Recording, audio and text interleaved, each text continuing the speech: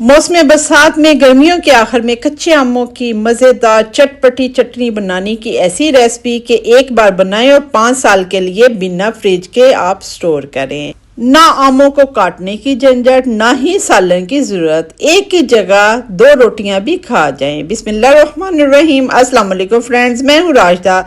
आप लोग देख रहे हैं राजदा होम कुजीन। अल्लाह के बबरकत पाक नाम से मैं अपनी रेसिपी का आगाज करती हूँ। बिस्मिल्लाहिर्रहमानिर्रहीम। ये मेरे पास 8 केजी आम थे और ये आम आपने कच्चे वाले लेने हैं, सख्त वाले और खट्टे वाले, मीठे आम नहीं लेने। इनको 2 घंटे के लिए मैंने पानी में भिगो दिया था और इसके बाद मसल के इसको वॉश कर लिया क्योंकि इस पे मसाला वगैरह लगा होता है।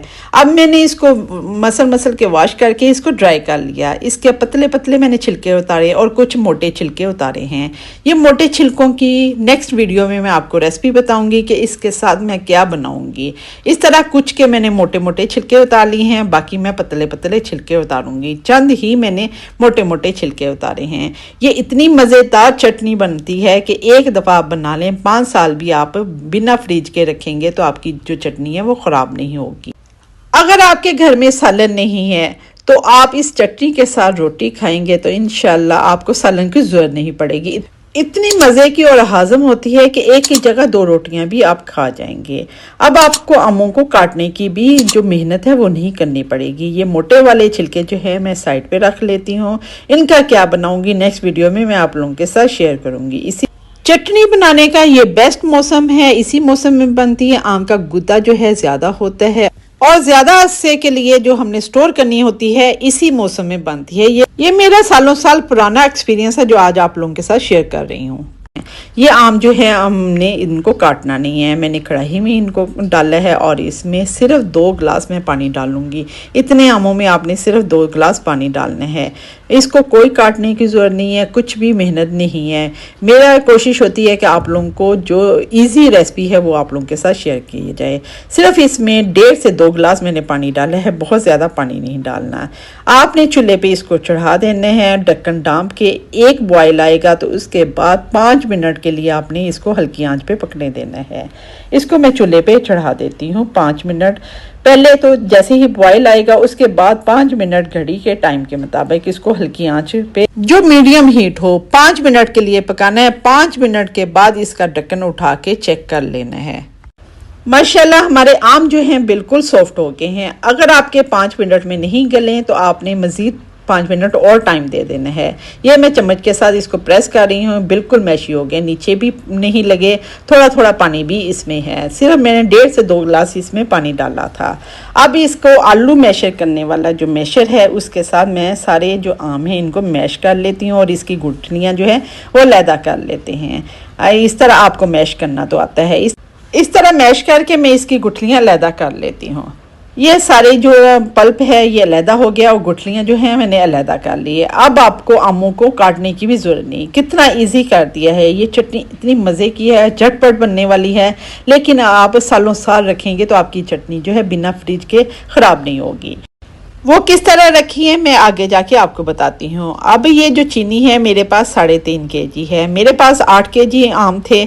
छिलका वगैरह उतार के गुठलियाँ निकाल के तकरीबन 7 से थोड़ा सा कम ही रह गए हैं और मैंने 3.5 केजी जो है चीनी ली है और इसमें 1 गिलास पानी डाल दिया है। इससे ज़्यादा आपने पानी नहीं डालना है। अगर ज़्यादा पानी डाल लेंगे तो आपको पानी ड्राई करने में भी टाइम लगेगा और सिलेंडर भी आपका ज़ाया होगा। ये हमारा जो शीरा है वो तैयार हो गया है। इसके ऊपर जो मैल सी होती है, जाग सी होती है, वो आपने उतार लेनी है क्योंकि ये जब चटनी के ऊपर आएगी तो बहुत बदनुमा सी लगेगी। ये सारी जो मैल है मैंने इसको उतार लिया है और जिन आमों को हमने मैश किया था ये सारे आम इसमें डालें। जब आपकी चीनी मेल्ट हो जाए, बिल्कुल मेल्ट हो जाए, उस वक्त आपने डालना है।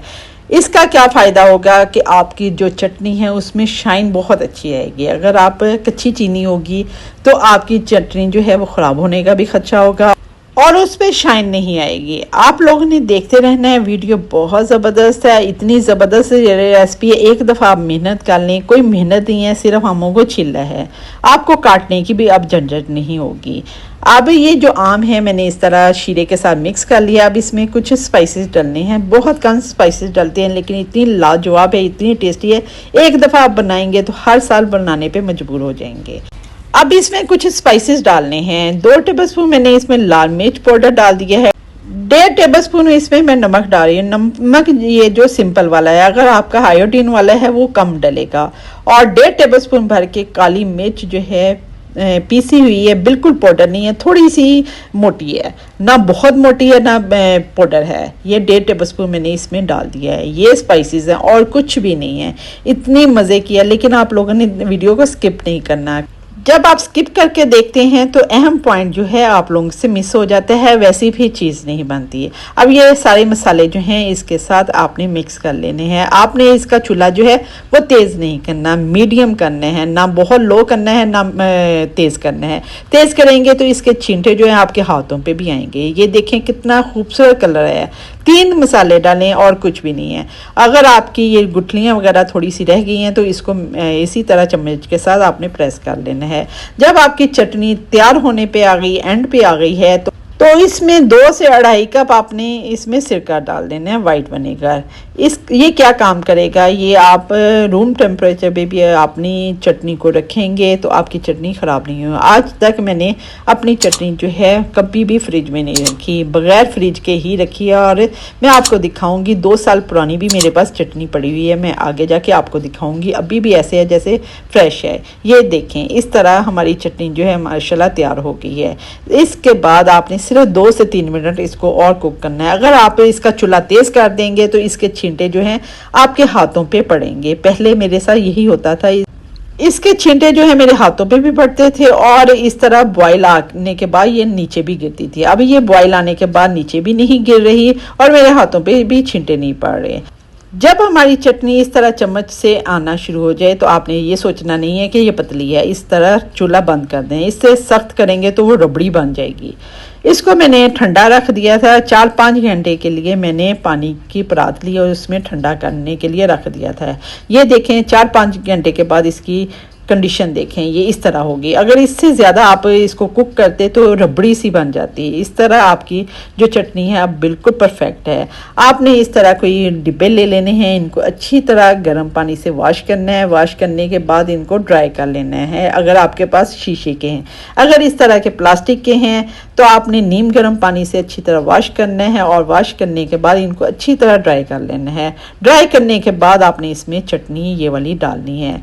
अब आपके पास सालन नहीं है, कुछ भी खाने को नहीं है, सुबह पराठों के साथ लें, ये आलू के, कीमे के, आप कोई भी पराठे बनाएं उनके साथ ये खाएं, बहुत मज़े की लगती है।